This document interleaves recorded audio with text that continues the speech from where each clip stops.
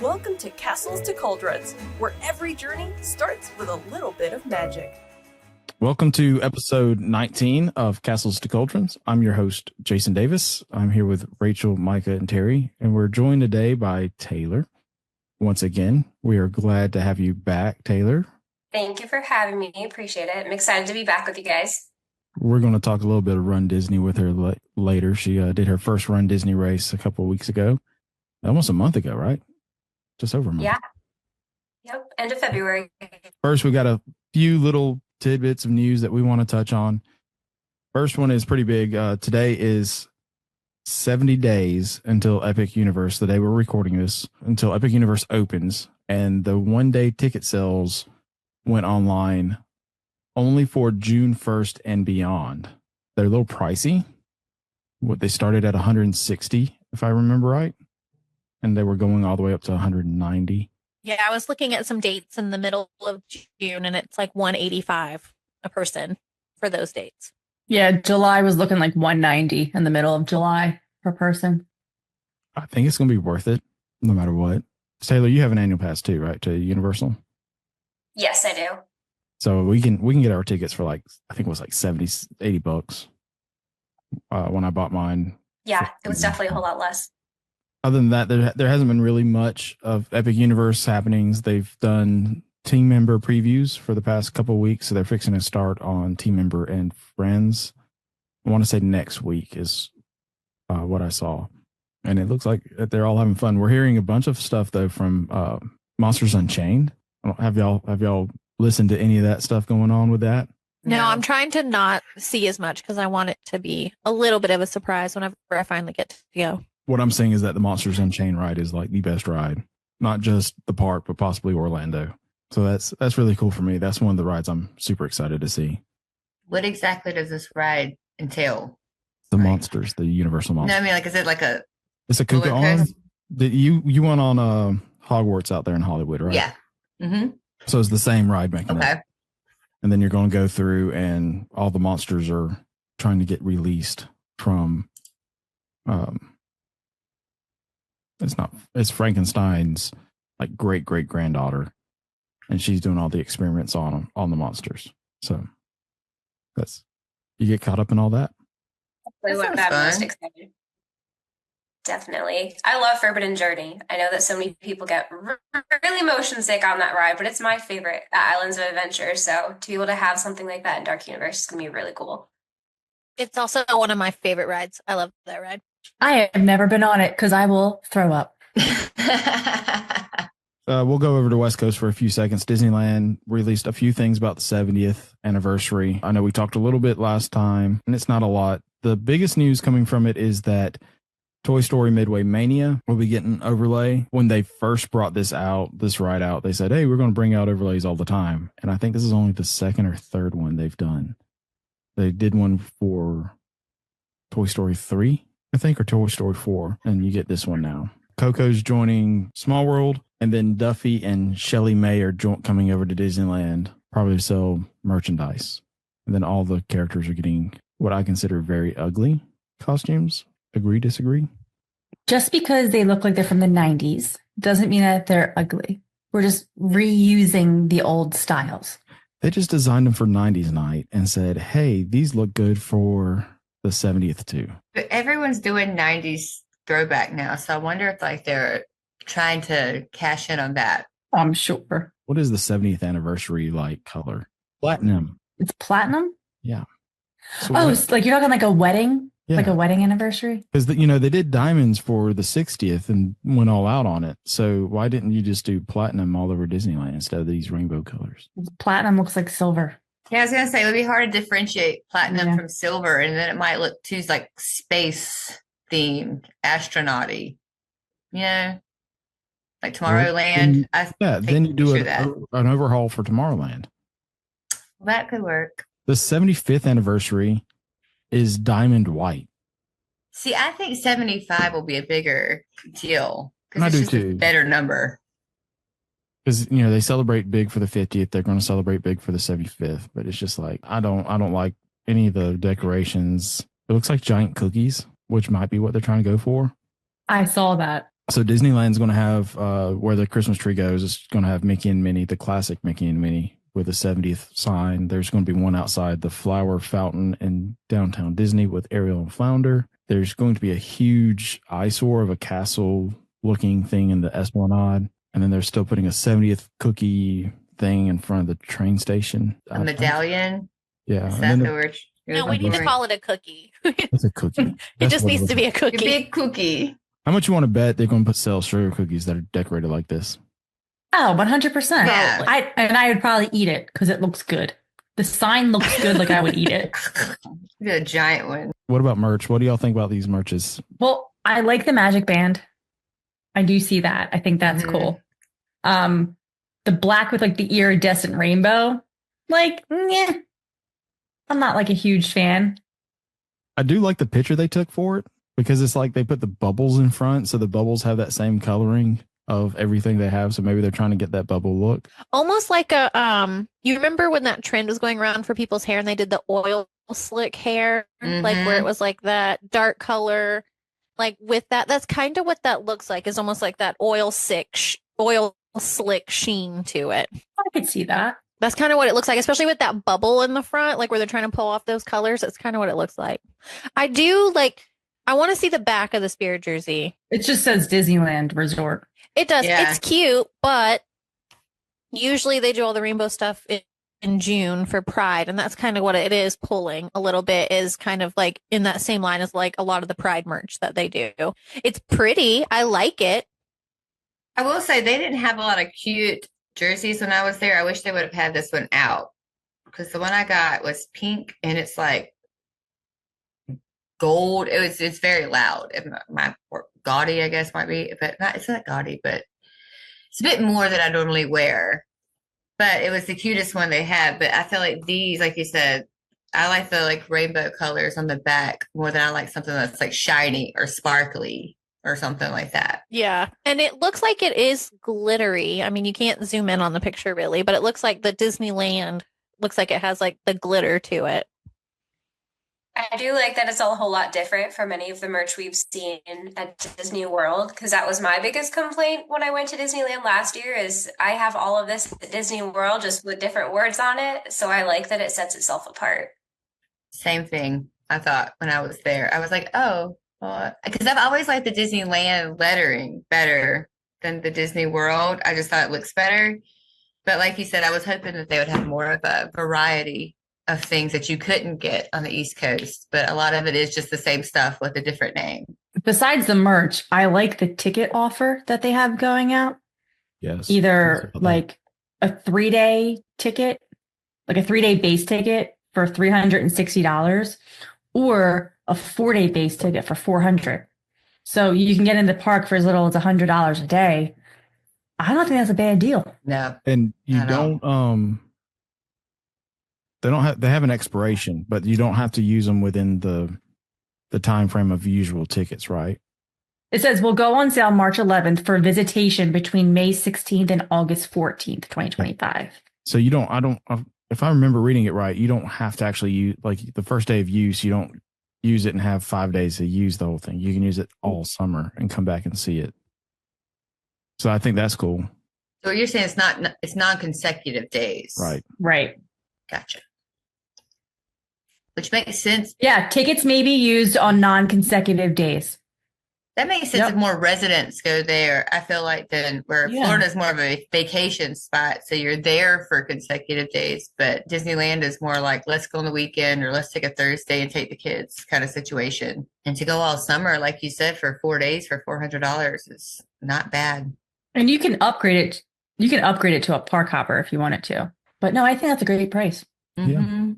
Going back to the merch, I hope they come out with like, or have pictures of like actual like ear headbands versus like both the things I've seen is like that conductor hat, and then the other one is like the the Mouseketeer like hat with the ears, and not like ears with a bow, because I feel like they could do something really pretty with that like rainbow color and the sparkles with a bow with the ears, or even do like a black sparkly bow with it. I don't wear ears, but I'm glad to see that it's the picture they've put out isn't like the headband mini ears, because it's like as a guy, there's never really just here's some guy ears for you. It's always here's the bow in the middle, and I'm not a bow guy. I do like the picture with the girl with the conductor hat. Like, I know we're on a podcast and you can't see, but that shirt looks sparkly. And I don't know if that's a Spirit jersey, but where it has Mickey and Minnie on it, I like that animation style of Mickey and Minnie.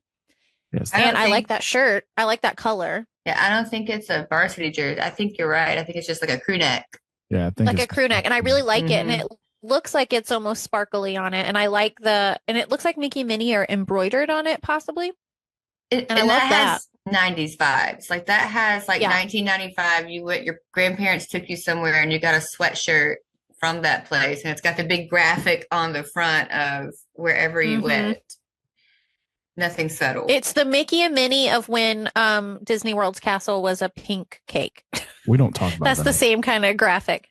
Huh? We don't talk about that. That was the worst time ever. I didn't get to go to Disney kids. World, It was great poor. though. I remember begging to go, and now that I look back, I'm like, I'm glad I didn't go. See?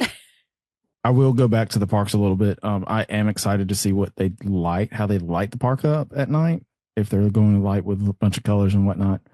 I think that's going to be fun. The whole theme is Celebrate Happy. But while we're on topic of Disney, they made an appearance for some reason at South by Southwest, which is a big marketing event that's in Houston every year. I gave some updates on rides and attractions.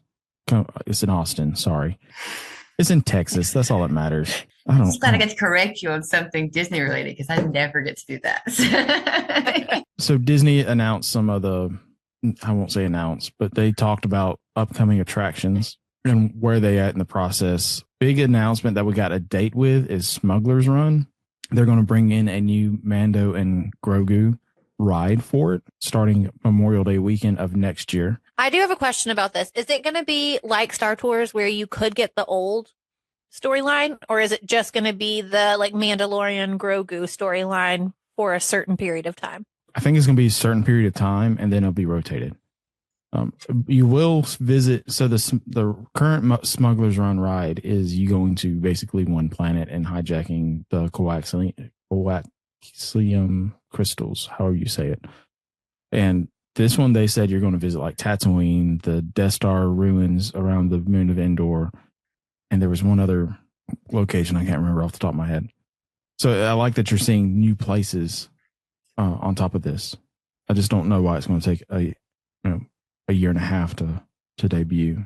I know you would think they would be able to just like kind of plug in a new video or whatever for the ride and then update the back end for the movements to go with it. So but aren't they having it come out the same time the Mandalorian movie's coming out? They are. I mean, obviously they want to market correctly, but if it takes that long to do something, you can put something else in. We have a bunch of you think they could like sub another plot in there in between just so the ride doesn't get old to people. Like you want people to keep, like you said, like if they're rotating them, then you don't know which one you're getting. So you want to keep riding it to get all the different storylines. So like for now, if they just subbed in one different storyline. Yeah, because I've done all the stories for Star Tours, but I don't ride it either. See, but Kova likes Star Tours better than Smuggler's Run. Like he doesn't like the fact on Smuggler's Run that he has to push buttons. He likes to do Star Tours because he can get a different story, but also he just can sit there and enjoy the ride. And he doesn't feel like he has to do something. He might be the rebel spy. Like that's the cool thing. Like, oh, I'm going to be the rebel spy this time.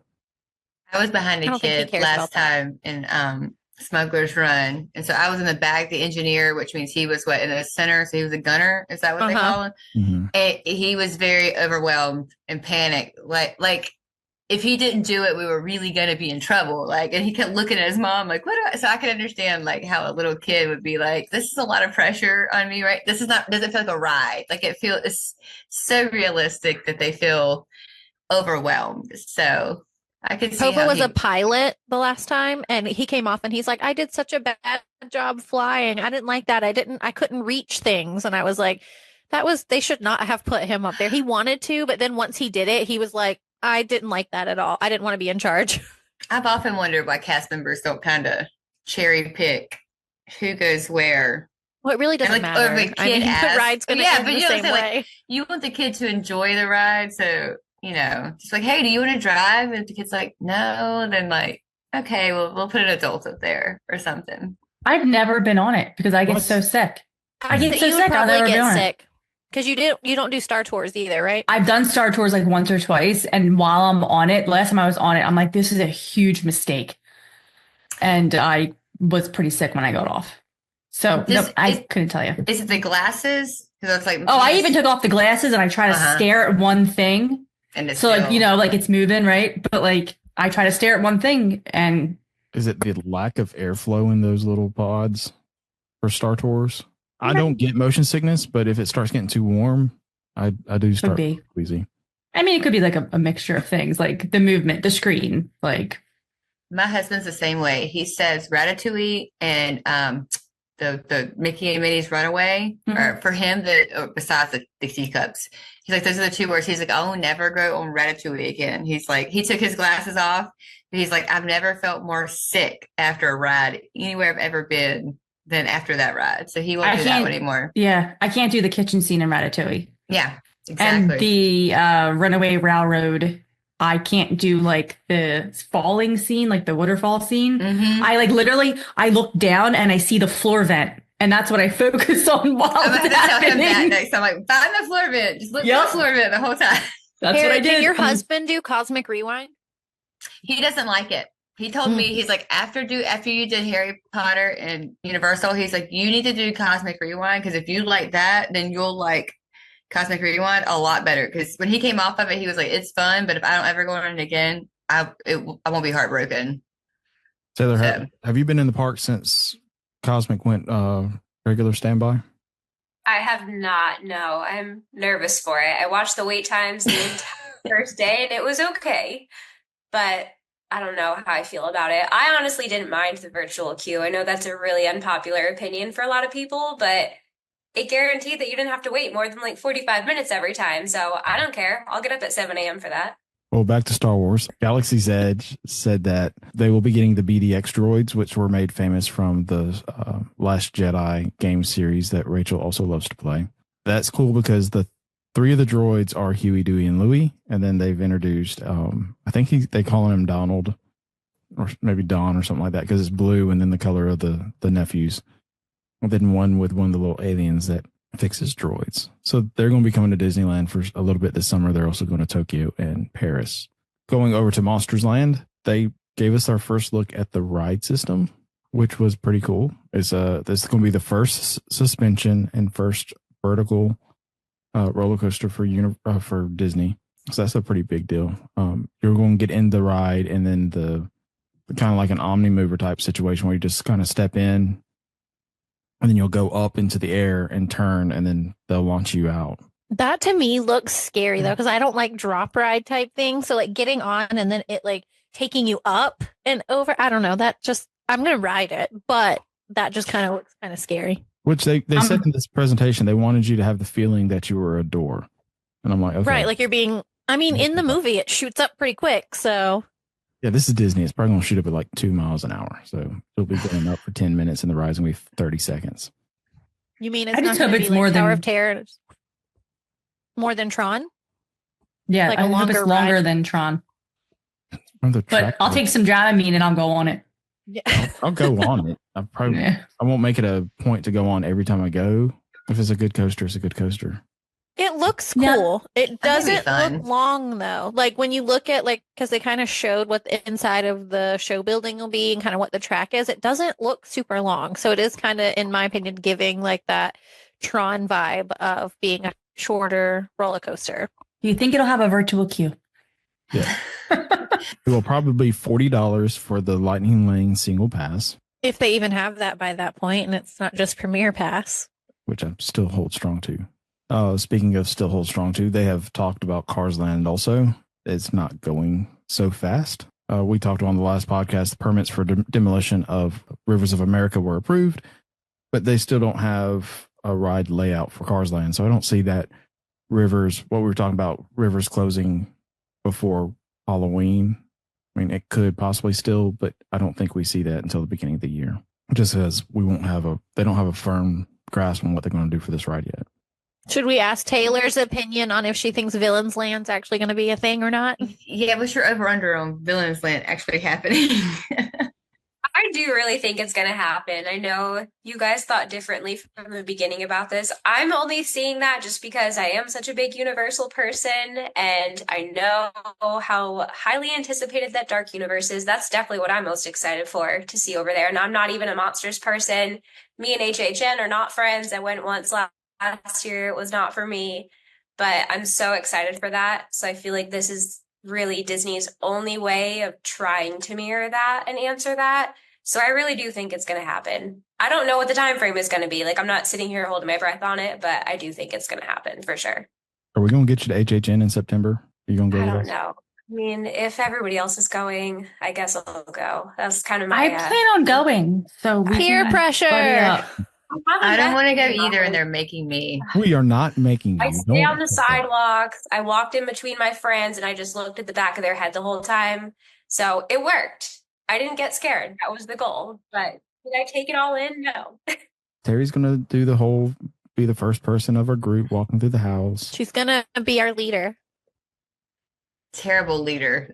Terrible choice. You guys are a bunch of wusses. You guys are going to die if I'm the leader in a haunted house. Taylor, I do agree, though. Villains Land would be the answer to Dark Universe. The biggest thing that keeps on coming for me, though, is that you had this big announcement thing happening this weekend. Still no word from Villains Land. Like, I think they're going to see what happens. They're listening to the feedback coming from these team member previews, and then potentially their guests that are going over there for a day of their vacation at Disney World and saying like, "Oh, did you ride Monsters Unchained, or did you ride, Yoshi's Adventure?"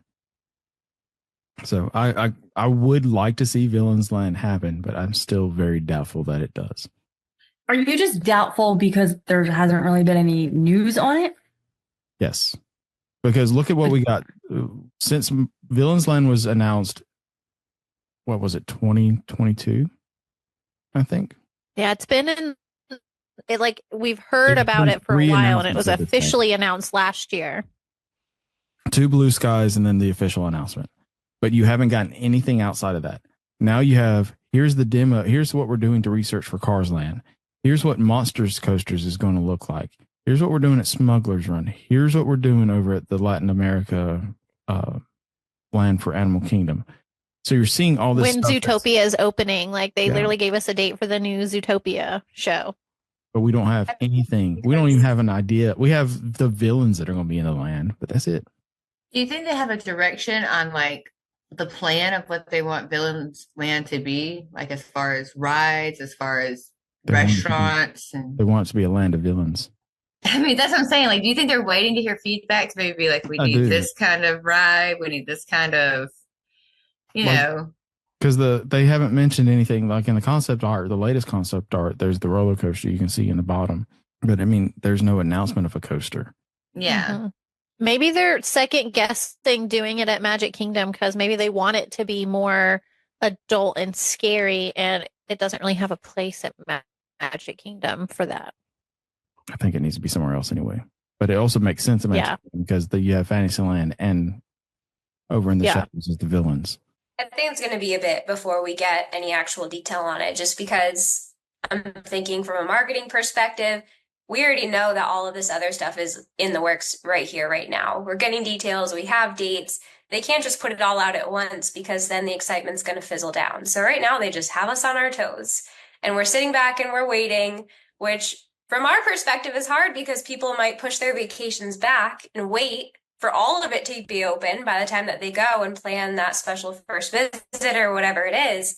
But I get it from that too. They can't give us too much. They have to just spoon feed a little bit at a time because it keeps us excited. That's what I was thinking, Taylor. But then I was thinking they probably have to keep some stuff under wraps. 1, so they're not guaranteed they're not tied to a deadline. And 2, they don't want to give all of everything away. It's going to be like Pandora. Pandora was announced in 2011. It took like 8 years to build this thing. So it's going to be the same way with Villains Land. I just hope it doesn't disappoint when it happens. Disney also knows what they're up against with Universal too now. I mean, if you think about Wizarding World of Harry Potter, that was pitched first for Disney, and look what ended up happening. I always loved Universal, but that truly put it on the map, and it made it a vacation destination and not just a one-day add-on to your Orlando trip elsewhere.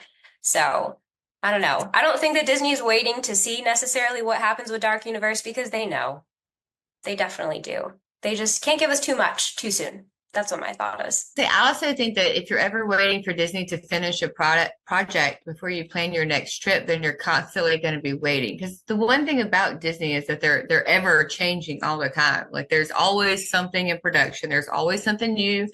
There's always something closing or the last show of whatever. So while you do want to wait and hit all your high points, as much as you can, if you wait forever, then you're never going to get there. Wait, just put something in your brain. It's like, okay, as soon as, Tron is done, since that's done, okay, now I want to go because that's what I was looking forward to the most. I would give people that advice and then in 4 or 5 years, if you don't think you're like an every year and every other year kind of Disney family, then wait 4 or 5 years and then go for the next round of updates. But Disney's I don't think I've ever been to Disney when I haven't seen walls up somewhere, where they're changing or building something new or updating all the time, which is good. It keeps everything fresh. With that, Universal did release a video. I can't remember if it was later last week or earlier this week, where they talked about how fun it's been for them to do and design and get to build Epic Universe. But they've mentioned that they're already working on new experiences for the current parks and for Epic Universe, which I think is a great thing because you're not being short-sighted, right? You're not just saying, hey, we're opening Epic Universe and we're done. We're going to keep pushing Disney to answer us, whether it's a small chintzy ride like Fast and Furious or something big like another coaster or something like that. Universal knows what they have to do to continue to compete with Disney. I mentioned to some friends, I said, I think Universal might actually have a expansion open before Disney opens one of these things we've gotten, just because Universal knows what they have to do to stay in this game. I think that's only going to benefit us, though, because the competition between the two is only going to make each one try to outdo the other with rides or discounts or whatever it takes to get people in the parks. And I think, in the end, the consumer will probably win out because Disney, I think for a long time, like Taylor said, they didn't really feel like they had competition with Universal. It was a day you tacked on to your Disney trip. You didn't tack on Disney to your Universal trip. But now, if fewer people go in, the gate to the left, but they're now going to the gate to the right, then I think that's going to cause Disney, like you said, to maybe change their vision on how their building and expanding of their park should be. And then we will hopefully benefit from all of their competition between each other. Very much agree. Like you see where Harry Potter, like Taylor had said earlier, it's that put them on the map. And Comcast knows this. Comcast knows that Harry Potter brings money into those parks. So they're just throwing money at Harry Potter at this point. They're throwing money at the theme parks to just do what you can so that you can make more money. And then Disney in turn has to answer in some way, whether it's a Villain's Land, whether it's Latin America or a new theme park, which I still don't think is going to happen there. But one day Disney's going to have the confidence that they need to have again of, we have the better park. I think right now they're just trying to play catch up a lot. Let's go to a quick commercial break and we will come back and talk Run Disney. Are you dreaming of your next adventure, but overwhelmed by planning? Magical Travel has you covered. With over 22 years in the business, we specialize in Disney destinations, Universal Studios, cruise vacations, and all-inclusive resort getaways. Our services are 100% complimentary when you book a vacation package with one of our knowledgeable agents. Request a free quote to start the planning process at www.magicaltravel.com. Mention our podcast to be connected with one of our agents you are listening to. And we're back. We're going to talk about some Run Disney. I'm kind of surprised the ladies in our text group because they were asking for pictures for Run Disney. Rachel was like, well, just text Taylor. She has some. And I'm like, well, I have some. And they were like, no, you don't. I sent them a picture of me finishing a half marathon. Run Disney was something that got me in the mood to run, to lose weight because I was spending a lot of money to do it. So I did it for a few years. I haven't done it since pre-COVID, but Taylor has done her first Run Disney race, and she did the Princess Weekend in this past February. Taylor, can you tell us a little bit about Run Disney and your experience getting involved with it? Yeah, so Run Disney is actually pretty difficult to get involved with just because it's grown so much. I've known about Run Disney for a really, really long time. I just have never been into running until I moved to Florida. So this was still kind of my way to stay motivated to run and get involved. I signed up for this Princess Weekend that I just ran last month in the beginning of summer last year. So you really are committing to this process and you're paying a pretty penny also to be involved in these races. So what really draws me to it is just being able to experience the parks in a different way. That's always my favorite thing to do. I've experienced the parks as a kid, as an adult, as a cast member, now as a runner. So it's just a really cool, unique way to get yourself in the parks and do something that really not many people get the opportunity to do there. So that's really what drew me to it. And I'm already signed up for my next one in October. So it's addicting. I will say that once you're in, you want to stay in type of thing. I will agree with you very much so on the addictiveness, because you hear about the runner's high, right? And when you go into the race and you're running and then you come through the finish line and you're just like so proud of what you've accomplished that you're ready for the next one. And Disney races are so different because you have the characters on the sideline. You're running through the parks, like you said, and you're with all these people who are Disney lovers first and most likely runners second. When it comes to registration, it makes it hard. As we're recording this, Marathon Weekend had just opened up on Tuesday. Like I have said, I have not run Disney for a while. Taylor, you said you were trying to get in. Were you successful? How long did you wait? Can you go ahead and even when you talk about it, like what was your experience with Princess registering for that? What's the process? You said it's a pretty penny and everything. So what's the process? Like if someone listening wants to register for next year's race in February, what do they have to do? Definitely. So you have to be on before the minute that registration opens. Otherwise, you have absolutely zero chance of even thinking about wanting to run any of these races. So my experience was pretty different actually between registering last summer for Princess Weekend versus attempting to register for Marathon Weekend. I was not successful, unfortunately. But there's a virtual queue process. So obviously we know that Disney loves its virtual queues, so none of us are strangers to that at this point. But this is a little bit different because it's pretty random. So what happens is they typically open up the virtual queue about 10 to 15 minutes before the actual registration time starts, which is usually 10 a.m. on a Tuesday. So if you're not within that time frame and entering that waiting room, you don't get assigned to the virtual queue. So if you wait until 10 a.m., just like we used to wait until 7 a.m. right on the dot to enter Rise of the Resistance when it had it or Cosmic Rewind when it had it, you're too late by that point. So you enter this waiting room 10 to 15 minutes before, and then as soon as 10 a.m. hits, if you're in Eastern time, obviously, you then get randomly assigned an order in this virtual queue. So typically everyone is going to see more than an hour on their screen when the queue first opens. For some people, that bar is going to move really quickly. If you get in with like a half hour or so, you likely will get a spot for whatever race it is that you're registering for. If you're not, it's going to be sold out by the time that you get through. All of the races for Marathon Weekend, including the Dopey Challenge, which is running a 5K, a 10K, a half marathon, and a marathon, 4 days straight, no breaks between, was sold out by the time that I got through. And I had blocked my schedule. I work full time during the day. I had rearranged my meetings and things like that to get in, and I was not successful. So unfortunately, Disney doesn't care how much you want to run these races or, if you've ran before, it's just luck of the draw. So Marathon Weekend is definitely the most popular though. So I was more successful with Princess. I was able to get right in. It's definitely something to keep in mind. If you want that Dopey Challenge or that marathon, it's your only weekend to do it. So it's going to be a whole lot more difficult to get in. And there's only two ways to really skip the virtual line. The first one is to be part of Club Run Disney, which is a paid subscription every year. There's 3 different levels, I think, or 4 different levels, and you're guaranteed at least one race. So you can pick which one you want to be in and you automatically get entry for it. The other way is if you're a perfect, which means that you've run the first 5 events of that weekend. So I have a friend that's a perfect princess and she's a perfect dopey. So she's run every princess weekend half marathon. She's run every dopey since it's been official. So she gets early access into those.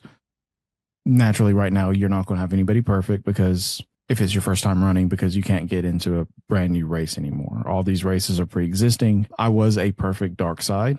I had done the first 3 that they had done. They switched it to Star Wars. They did Dark Side and they changed the race name and then it started over again. And then it started over again when summertime came along. Another way to get into the race, if you've missed it, is to do charity events. You can run with a charity, raise some money. Usually it's, the price of the race plus, $200 or $300 extra. I ran one race with a charity. It was the Expedition Everest. It was my first one. Is the second last one they did. And that was fun because when it was Team NOAA's for children's brain cancer. So you knew what you were running for. We wore shirts that said Team NOAA and all that stuff. And it was just great knowing that we were helping another cause. And most of the runDisney races do have their own cause they go to. This one you knew you were giving straight to. That's actually how I'm registered for the Wine and Dine 10K in October. I have a charity bid through the American Cancer Society because that was a really personal cause to me, just having lost multiple of my family members, unfortunately, to cancer for the course of my lifetime. So really how they market that is it's a way to make your miles more magical and more meaningful.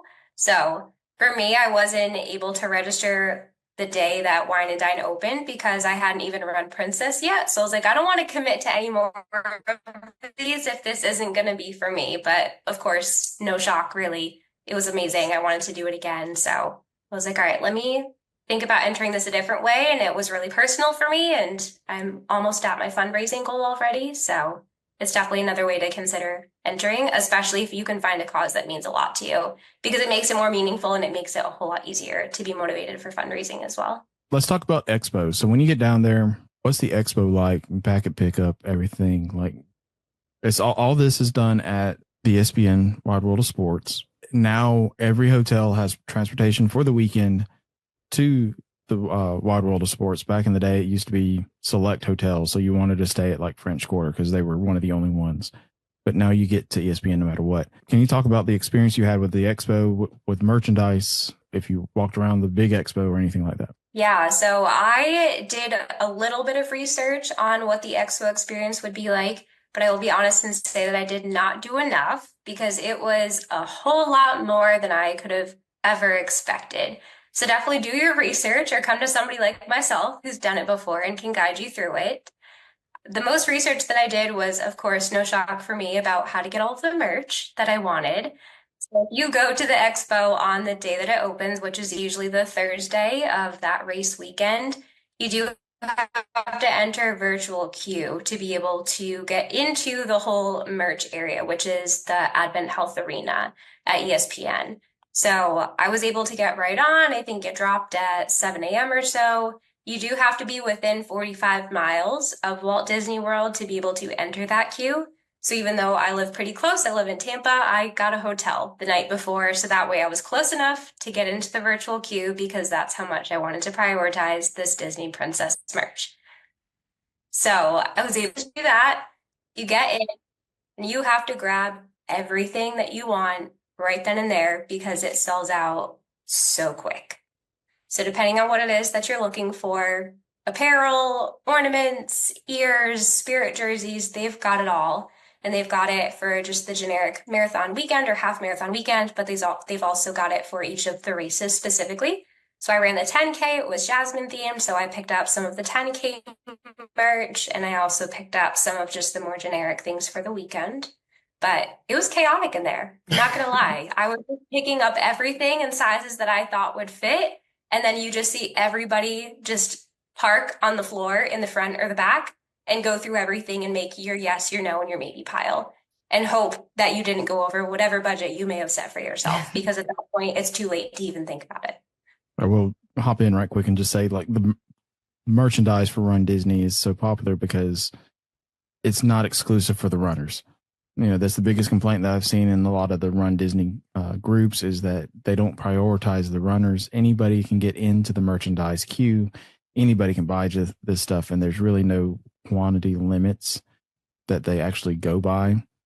So you have the Facebook buyers, the personal shoppers, and the eBayers coming in and buying as much as they can, and then going back and selling it. So the virtual queue helps a little bit with it, but this kind of sucks because that shirt that you want that said, I'm a finisher for your race, and it sold out because the person who didn't run it picked 50 of them up so they could sell it on eBay.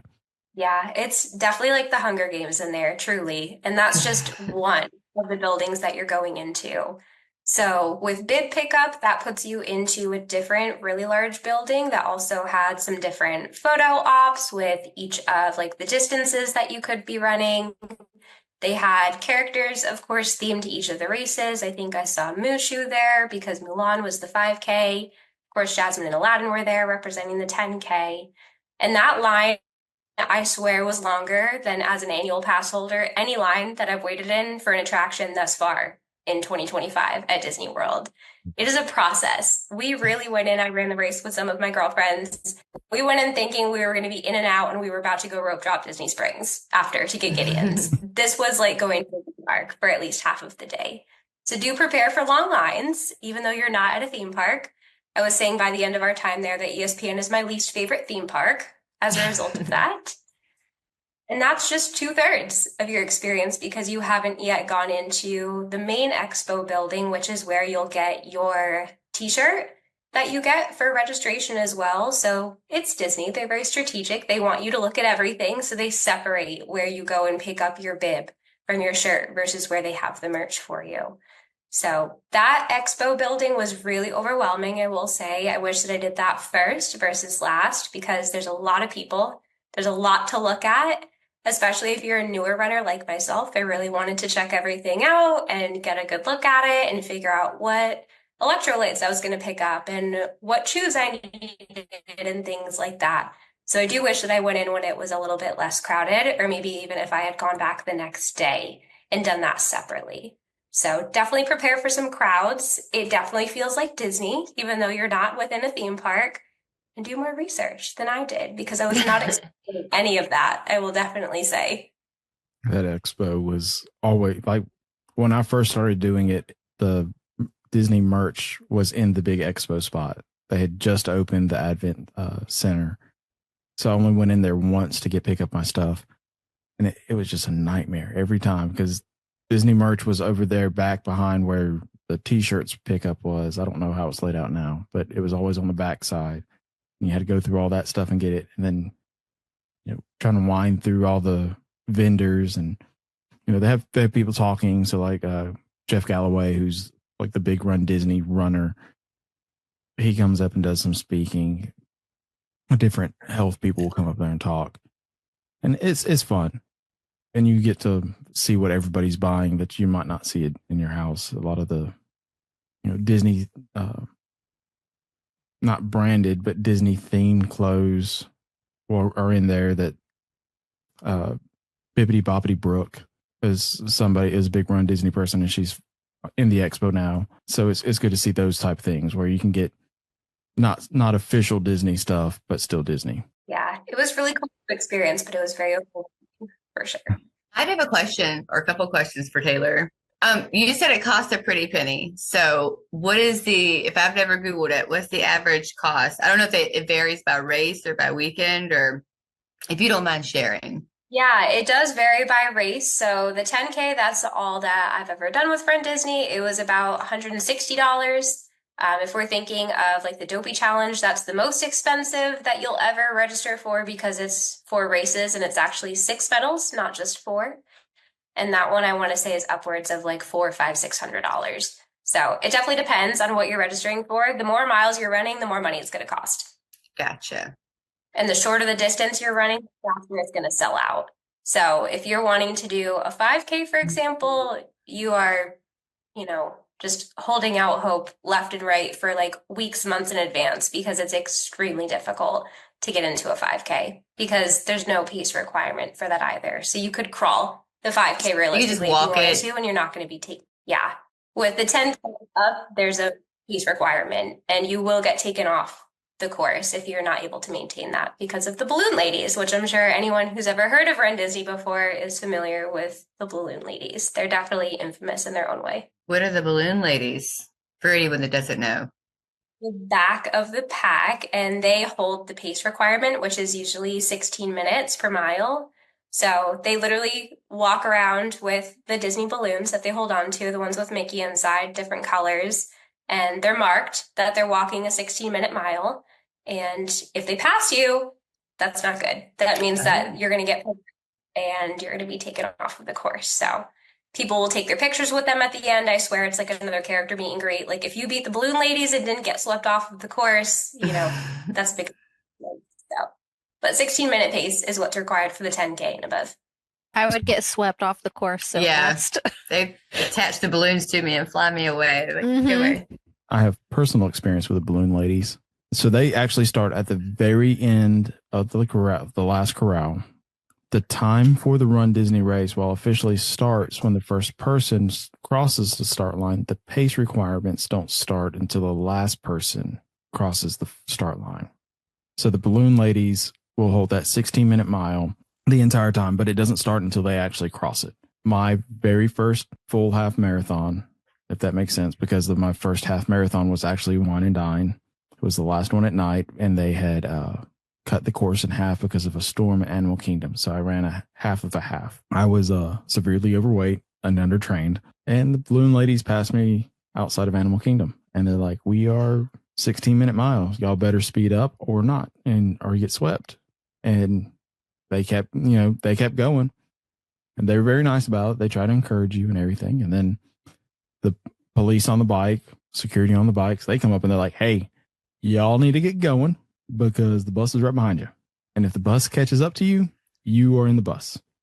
Luckily, I was able to turn off that year. Dark Side ended in ESPN. So if you turned off onto the dirt road to go to ESPN, you were safe. I turned off on that dirt road, and that was my first half marathon finish as a very not prepared person. So I was very prepared the next year. They are super nice. The reason 5K isn't usually paced is it takes place inside of Epcot. You run around I think it's the parking lot, and then you go into Epcot, you finish outside of Epcot. So they have full control over the 5K course. They don't have to worry about opening roads, closing roads, or anything like that. After 10K, that's when they have to close a road, and you start actually having to keep paces because you need to open those roads for people to get into the parks. So while we're talking about race day, Taylor, what was your experience with getting up at 1:00 in the morning and your whole routine? Because we know that's the worst part of runDisney is the early mornings to go and run because you paid to run. Yeah. So for me, who's not a morning person, I couldn't decide if it was better or worse to get up at 2 in the morning when my alarm went off. Because I was like, oh, I'm a night person. I can do 2 a.m. Well, not when you're expected to run 6.2 miles 3 hours later. So it's a really early or really late night, the way that you look at it. That being said, I definitely recommend you stay at a Disney Resort hotel because I hopped onto the motor coach that they had for us at Old Key West is where we were staying. Didn't have to worry about driving, anything like that. We stopped at Saratoga Springs on the way over to Epcot. And the thing that is important to keep in mind too is you are kind of walking a 5K before you even get to the start line. So if you are training for a runDisney race, you need to practice doing more miles than you're actually racing for. For anybody that's ever taken the bus into Epcot, you know where that bus station is.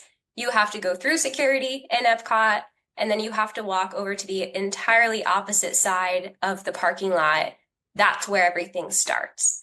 So I didn't even bother looking at my Apple Watch because I didn't want to know how many steps I had already done before the race even started or before I even got into my corral. But you're doing all of this early in the morning. The sun's not up. The cast members are wonderful. Of course, it's Disney. They're excited to see you. They're cheering you on. I'm like half asleep, full face of makeup, in my Belle outfit.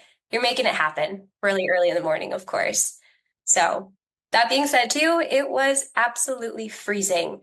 the morning that I ran this race. And yes, I'm a Florida resident. I know everything is kind of freezing to me, but I'm talking like 44 degrees, and I was not dressed for that.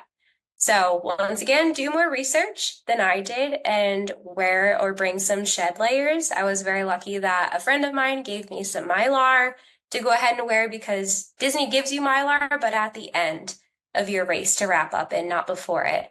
So what I would recommend is buy some really cheap clothes, put on some clothes that you're willing to donate. Is you take those off while you're racing and put them over to the side of the road, off side the course. Disney actually donates all of that. So it's not going to waste. You're able to stay warm. I didn't know that prior to doing this. I'm very happy that I know now. But stay warm, because you're going to be freezing if it's a January or a February race. It is like my biggest tip for any of the winter Run Disney races is it's going to be cold. I don't care that it's Florida. It's definitely going to be cold. Go ahead and talk about costumes before you get to going into the race. There are some great costumes throughout the race. There are some people who just go all out, and then there are people like me who just wear a t-shirt that's like a Batman shirt or something like that. I saw a guy wearing a sousaphone, or as normal people call it, the tuba, a marching tuba. Yeah, he ran the half marathon and the marathon weekend. So there's some stupid people out there doing crazy things. So if you decide you want to be like that, just wear whatever you want to wear. Or you could be like Taylor and wear a cute outfit and be Belle. You'd have to do that. It was Princess Weekend, you have to go big or go home. But, my go big or go home, which was, the gold eyeshadow and the red roses in my hair and the yellow running outfit, is not nearly what go big or go home is for a lot of other people. So that's a good point, Jason. If you guys are ever seeing pictures of participants in Run Disney, you are seeing actual costumes. You're seeing, especially for me, with my race being Jasmine themed, there was people dressed up like as the magic carpet. There was people dressed up as Genie. There was one person that was being interviewed at the start line that was right in front of me in Corral D, and he was fully Jafar, like stepped right out of the movie. So people really put a lot into these outfits and costumes. It was not for me. I wanted to be comfortable, obviously, because I'm running an extensive amount of miles, but it's really cool just to kind of people watch and take it all in. Because like Jason said before, these are people that are Disney fans first, and we're also runners. So it's really cool to see both of those kind of mesh together. And I was always the runner that was like you, I've trained for this. I want to make sure I'm as comfortable as possible. So I'm going to just make sure I finish this race and I do it the best I can. So really no distractions happen for me. I never stopped I've stopped twice for photos. Once was with a speeder bike for Star Wars Dark Side, and once was for the Queen of Hearts on Tower of Terror. I was always the person that just kept running and let's be honest, I didn't run the entire time. I did intervals. That was my goal, was to finish, not to take pictures. Well, let's go on to your actual race. Like, yeah. What was the course like? What characters did you stop and take pictures with, if you took pictures with them? Anything like that?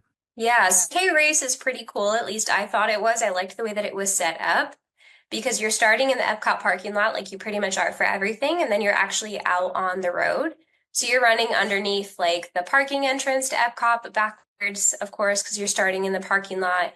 You're out on the road, and then you're coming back into the parking lot, and then you're actually going backstage. So from what I could tell where we were at, you're going in like behind where Living with the Land is, you're going behind Soarin', and then you pop into the park right around there. So that's already about half of it done, which is interesting, right? So the first 5K of this 10K race, your first 3 miles or so, you haven't even stepped foot inside of anything exciting. You're not in the boardwalk area yet. You're not inside of the park. But I liked it that way because you're getting more tired, obviously, the second half. So it was nice to have all of the exciting things inside the parks and around the boardwalk.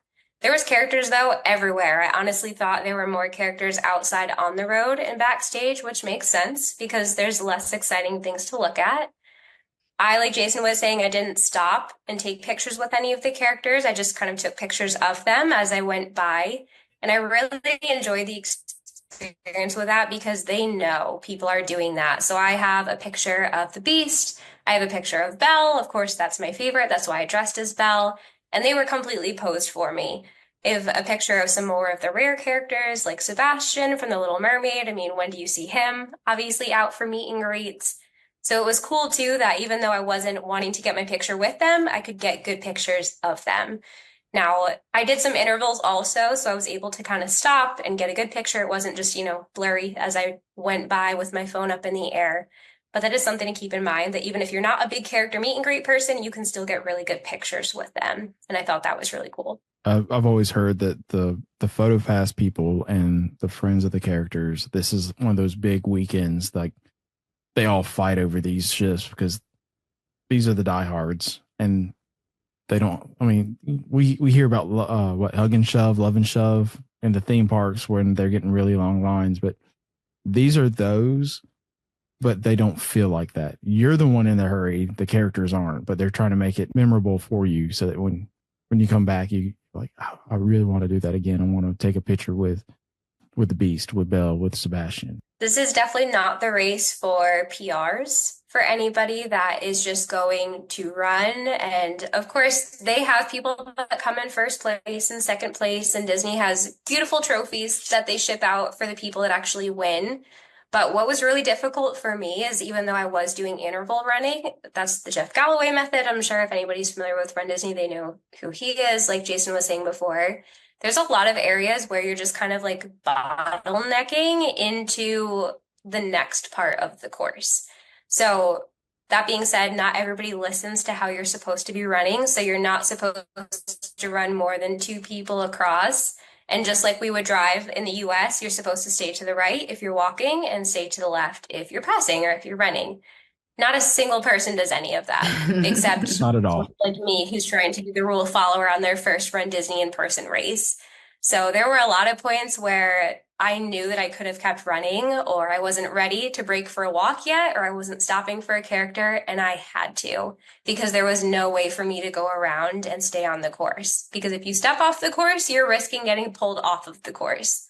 So definitely, if you're one of those like diehard runners and you're not just in it for the experience, I wouldn't recommend Run Disney for you. Like I said, somebody's got to come in first. Obviously, people do, but there's going to be points where you have no choice but to slow down or even come to a stop, just because that's the way that the course is designed. And it's a lot of people that they're trying to fit onto it. So we mentioned corrals. I was never, I got lucked out into B one time because I knew the right person, and they were friends with Run Disney people. So they gave us B corral so we could go up to the front. But usually I was in the lower ones. You have the elite corral. So those of your Boston Marathon runners and all those things who are going to be your first, second place type people. Those are actually going to compete. And then after a certain amount, you actually have to prove your time when you submit, so you can get into those higher things. Naturally, like I said, I'm not that guy. I'm not running a under 10-minute mile. I've never have, never will. So I never had to deal with that. But that's something that you might have to deal with if you're looking to it, and you have to have a qualifying race. So it has to be a Boston qualifier race that you submit your proof of time with, so that Disney will put you in one of those higher corrals. Just for reference, if you're one of those fast runners. You put a donut in front of me, I might be able to run that fast, but not now. I think the best thing that Disney does with the Disney Touch is the last person is celebrated just as much as first place when you cross. I love that. Yeah. So Mickey, Minnie, I saw the video for Princess Half, I think this year, where Mickey, Minnie, Daisy, and Donald went and grabbed the last place person, last finisher, not last place, and walked them through the finish line. They got confetti and all that stuff. So it's the fact that Disney still celebrates that they finished is a great little thing. So, you can strive to be the last person if you want to. Is that what you did? I didn't strive to be the last person. I strive just to not die.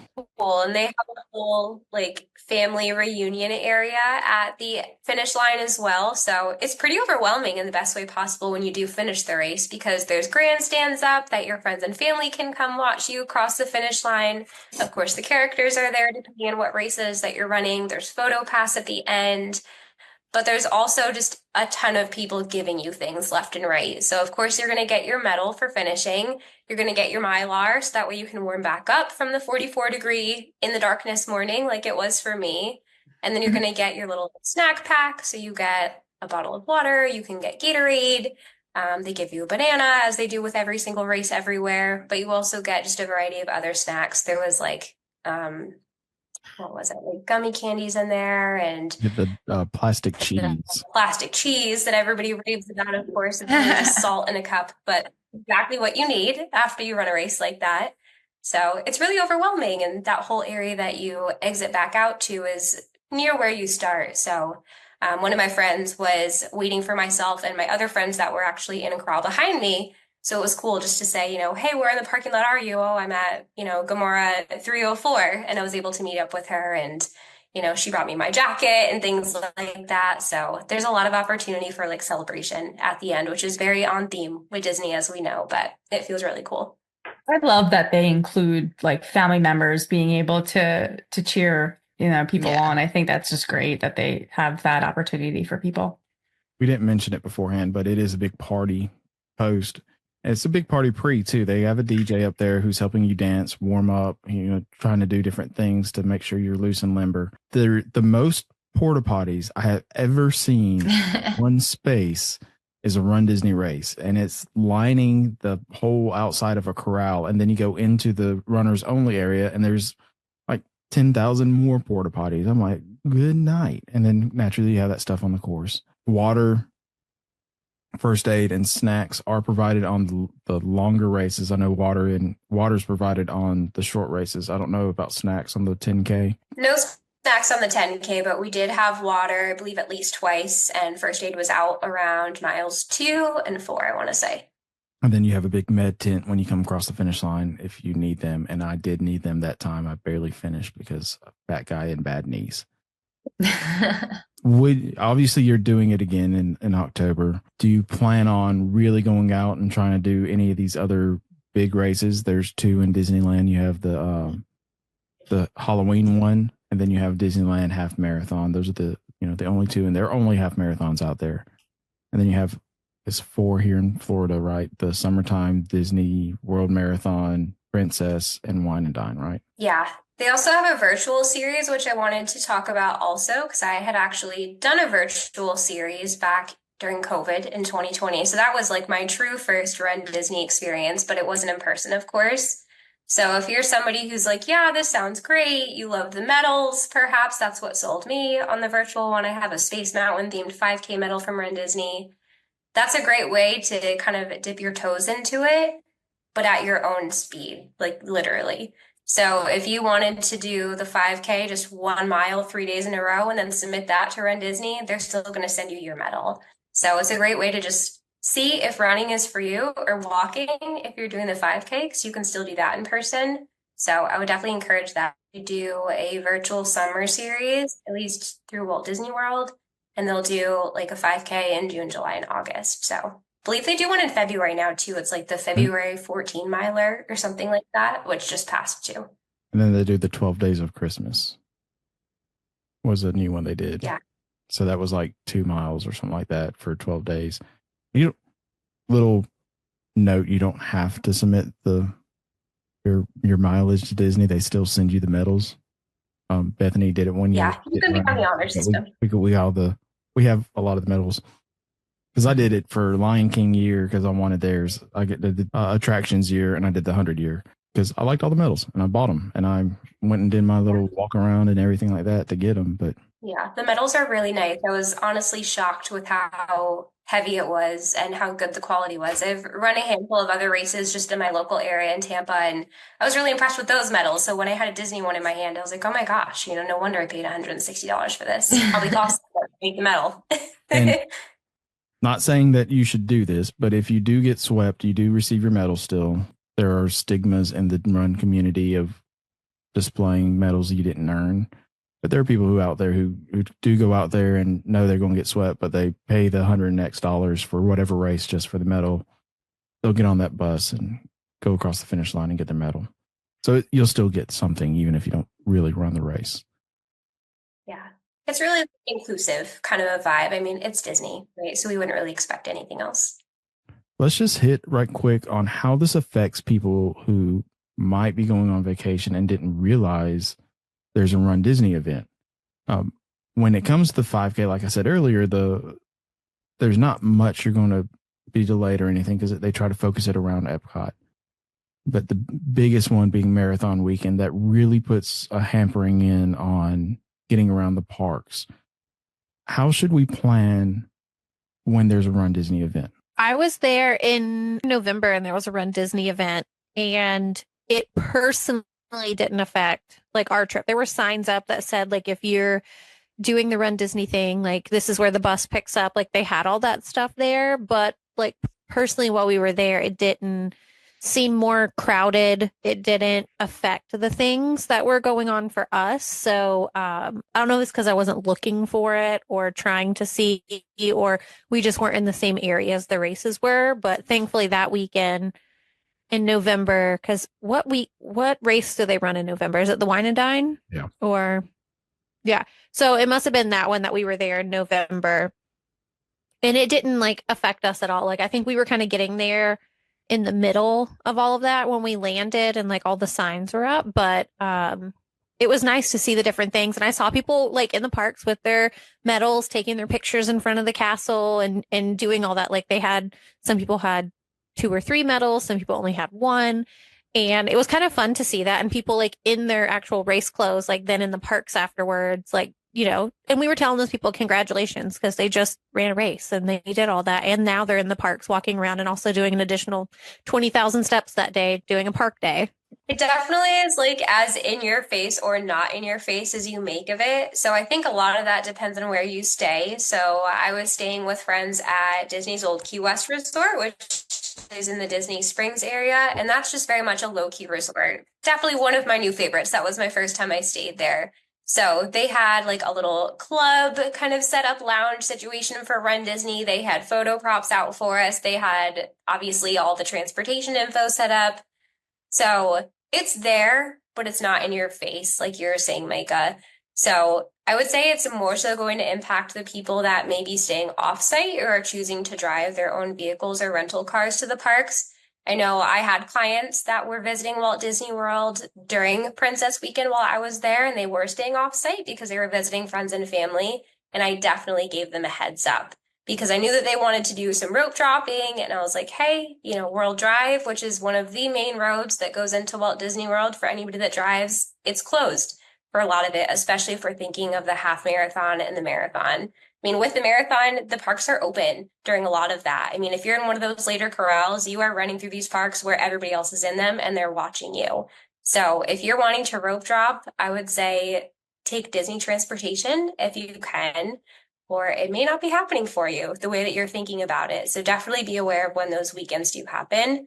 But it is really magical just to see everybody out there with their medals. They do this whole unofficial like Medal Monday. So that's usually the day that the race weekends end and everybody's in the parks wearing all of the medals that they have won. Definitely in their race clothes. I went to breakfast at Magic Kingdom with some of my friends. I went to the Crystal Palace, still completely in everything that I wore, bib and everything. I ran into a couple of our agents, Renee and Heather, and took pictures with them, still in my race clothes. So it's definitely, like I said, as in your face as you want it to be. But it was really cool. It's kind of like wearing a celebration button, but like on steroids when you have your medal on when you're in the pool, because everybody is coming up to you, which is really cool. I'll say that probably, and it goes back to what Taylor was saying, the biggest thing that you're going to see with your vacation interruptions with run weekends is marathon, because it's a 6-hour race for most people. And that's the biggest race of, I think it's 20 to 30,000 runners. Parks being open, your runners are running through like Epcot and whatnot. They are directing. They have cast members set in places where these runners can run across the path. So you'll get backups. The traffic will get real bad because even with Disney transportation, you'll have to go down what's usually a 2 or 3 lane road, and it's down to 1 lane, because they've marked off 2 for these runners to go through. So just go ahead and, like what was said, plan that you need to get on that transportation maybe 15, 20 minutes earlier just to make sure you're getting to someplace if it's early in the morning on a half marathon. Usually half marathons are on Sunday. The title race is the Sunday race. So marathon weekend, it's actually marathon on Sunday. But that's the big thing. Just 15, 20 minutes before, get on that bus and go. because usually they'll try to get Disney transportation going the back ways into places to get you there faster. And you can't get that way through your own personal car. Well, Taylor, do you have anything else to add? I would say if you've ever thought about doing Run Disney, definitely give it a shot. It's really unique just because it's not about, like I said, getting the PR. I mean, yeah, try not to get swept type of thing, but you're really in it for the experience. You're not in it to come in first type of thing. So even if you're not a runner or you're thinking about becoming one, I mean, you could take my path and that could help you become a runner. I had done races prior to starting Run Disney and my experience there, but it definitely makes you want to continue and do even better the next time. I went into this 10K without any training, which was okay for me, fortunately, because I've done races before, but I would not necessarily recommend that for that length of a race for anybody. So that was just kind of my goal going into October, is I want to outdo myself next time and see what it's like to go in with some training. And perhaps that speeds up my intervals or allows me to run the whole thing straight through, whatever it may be. So if you're thinking about it, definitely give it a shot, but I'll see you in the virtual queue because it's hard to get in. I noticed your shirt says 10K at the top. That's the only part I can see. Is that part of the merch you got while you were there? I love it. Yes, so this Super was the cute. shirt that was given to you as part of your registration. So it has Run Disney on the side. I know we're on a podcast, obviously, not everybody can see, but and then the back has all the different sponsors. So yes, this is gifted to you. I mean, you're paying for it in your registration, but you get this with your bib pickup. But it's a cute shirt. You know, sometimes the shirts people or things gift you are not so cute. You're just like, thanks, whatever. But no, that one's really cute. I like it. Yeah, it's a nice like dry fit material too. So definitely one that you can keep running in. Well, Taylor, we really appreciate you coming on today and talking about your Run Disney experience. Thank you for having me. Thanks for joining. Thank you. Can you tell us where to get a hold of you so that we can help the plan, or you can help plan your next Run Disney race or Disney vacation, Universal vacation? Yeah, absolutely. So the best place to find me is going to be on Facebook, which is just my first and last name, Taylor O'Rourke with Magical Travel. Email, you can reach out to me there, taylor@magicaltravel.com. I would love to help you guys out, whether it be for Run Disney or Disney World, Disneyland, Universal, cruise, anything in between. I've got expertise in it all, so let me know. I would love to help you guys out. We'll have all that information in the show notes. And if you want to reach any of us, you can go to magicaltravel.com and we'll be attached to either any of us or one of our agents for a no obligation quote. The next episode we're going to do is we promised Siobhan like 2 episodes ago, and she actually bailed on us last time. This is the call out. This is supposed to be her big 5th episode, get the jacket and everything, and she bailed on it. So we're going to give her a second chance to come and do beaches and sandals. If not, then we'll figure out what we're going to talk about. Rachel will talk about beaches and sandals then with us. Yeah. She just got back not too long ago, and Siobhan just got back last week. So last night. Yeah, wow. Some of us have never been. So we got conversations. Yeah, that was my third one that I've stayed at. I went to the other 2 sandals in St. Lucia because you can stay at 1 and play at 3. So that should be a good episode. Yeah. Especially if you're getting tired of hearing us talk about Disney and Universal a lot lately. So as always, please share our podcast and rate us and give us a review on what you want to hear. And until next time, we'll see you later. Bye.